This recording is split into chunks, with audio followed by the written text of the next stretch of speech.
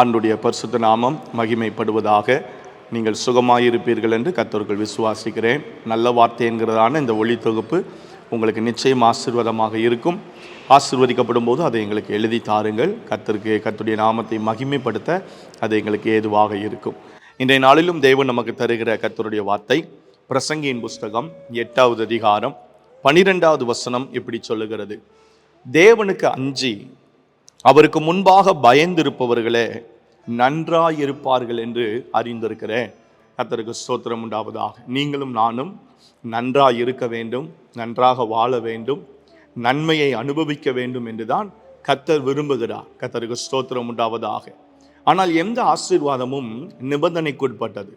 சிலுவையின் மூலமாக வருகிற எல்லா ஆசீர்வாதங்களும் நிபந்தனைக்குட்பட்டது. இயேசுவை ஏற்றுக்கொள்ளும் போது, அவரை அறியும் பொழுது, அவருக்கு பயந்திருக்கும் பொழுது, அவருக்கு அஞ்சி நடக்கும் பொழுது, என்னை காண்கிற தேவன் ஒருவர் உண்டு என்பதை அறிந்து நம்முடைய வாழ்க்கையில் நாம் எடுத்து வைக்கிற ஒவ்வொரு ஸ்டெப்பும் கர்த்தருக்கு பயந்து செய்வோமானால் கர்த்தர் விரும்புகிற அந்த நன்மைகள் நிச்சயம் நம்முடைய வாழ்க்கையில் வரும்.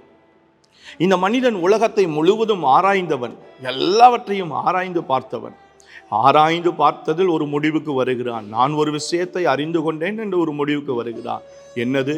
தேவனுக்கு அஞ்சி, வானத்தையும் பூமியையும் படைத்த சர்வ வல்லமையுள்ள தேவனுக்கு யார் அஞ்சி அவருக்கு பயந்திருக்கிறார்களோ அவர்களும் அவர்கள் குடும்பங்களும் அவர்கள் சந்ததியும் நன்றாய் இருக்கிறது என்பதை நான் அறிந்திருக்கிறேன். கர்த்தருக்கு ஸ்தோத்திரம் உண்டாவதாக.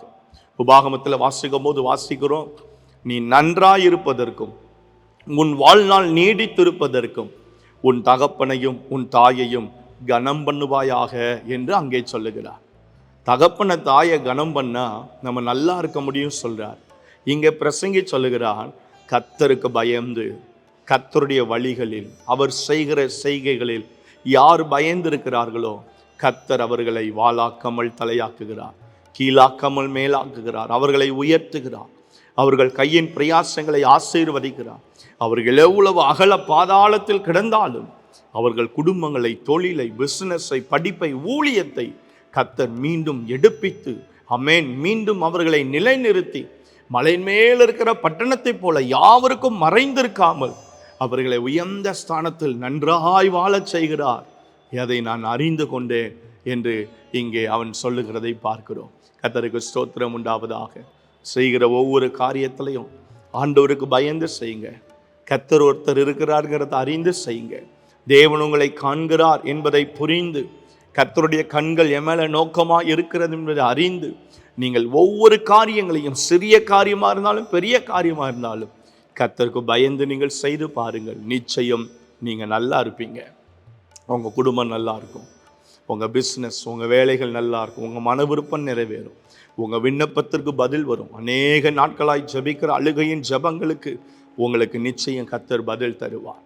ராக்காலங்களில் ஆமென் ஸ்தோத்திரம், பில்லோவில் கண்ணீரை நீங்கள் வடித்து கொண்டிருக்கிறீர்களா?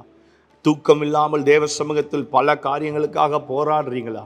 ஆண்டவர் சொல்றார், நீ நல்லா இருப்ப, உன் குடும்பம் நல்லா இருக்கும், தலைமுறை நல்லா இருக்கும். கர்த்தரை மாத்திரம் நீங்கள் பயந்து, அவருக்கு மாத்திரம் பயந்து நீங்கள் நடந்து பாருங்க. நிச்சயம் கர்த்தர் உங்களை உயர்த்துவார், உங்களுடைய பெயரை கர்த்தர் மகிமைப்படுத்துவார். எங்கள் நல்ல பிதாவே, இந்த வார்த்தையின்படியே இந்த ஜனங்களை கர்த்தர் நீர் ஆசீர்வதித்து, உமக்கு அஞ்சி, உமக்கு பயந்து, ஆண்டவரே நீர் சொல்லுகிற வழிகளில் நடந்து எல்லா விதத்திலும் கனம் பண்ணுவதற்கு அருமையான பிள்ளைகளுக்கு கர்த்தர் நீர் கிருபை பாராட்டும்படியாக நாங்கள் ஜெபிக்கிறோம். கிருபை கூடவே இருக்கட்டும். உடைய நாமத்தை நீர் மகிமைப்படுத்தும்.